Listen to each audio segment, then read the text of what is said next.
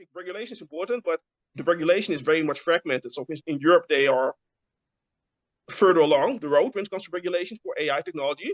And on the one hand, some people like, that's nice. But like I said, I always keep it real. I'm like, yeah, I am of Afro-Surinamese descent, but we are Africans in Suriname. And that it's all a result of, they call it the slave trade, but it was human trafficking of enslaved Africans. Right. But that mindset has not left. So I'm like, when I hear Europe wants to lead in the field of ethics in AI, I'm like, when I look for an example in the field of ethics, I'm not looking at Europe. I'm also not looking at European Americans, because like they have already shown me like that ethics is and morals, that's not their strong department.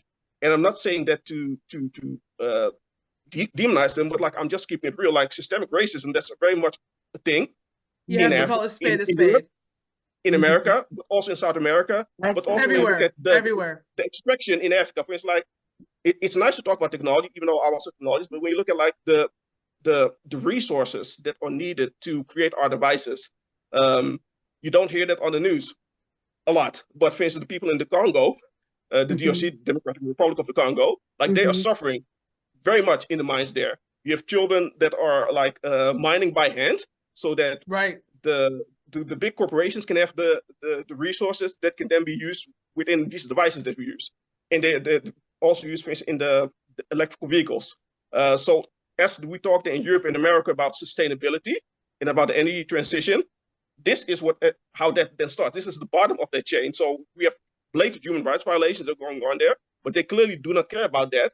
And the reason that they don't care about that is very much anti-blackness. That's very much, it's obvious if you're real about it. So that's also a thing that's important to just call out, because like, yeah, like I said, like I said, my friend Ashni Mfuko, when she talks about those characteristics of white supremacy culture, it's always like faster, bigger, that is progress. But is it really progress if people are treated like that? Because like if it were white people, if it were white children that were mining by hand there and getting sick there, I remember it would be over already. Exactly. So it'd that's like already. Yeah. So it's like I said, like it's AI is new in a sense, but it's more like it's perpetuation basically of what we've seen in the past.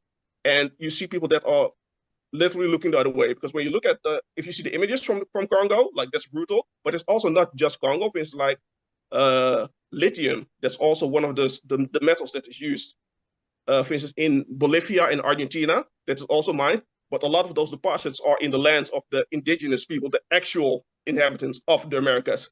And I remember reading an article which also posted about like one of those indigenous people. It also said like to her it felt like it was again like the conquistadors were coming back. Right.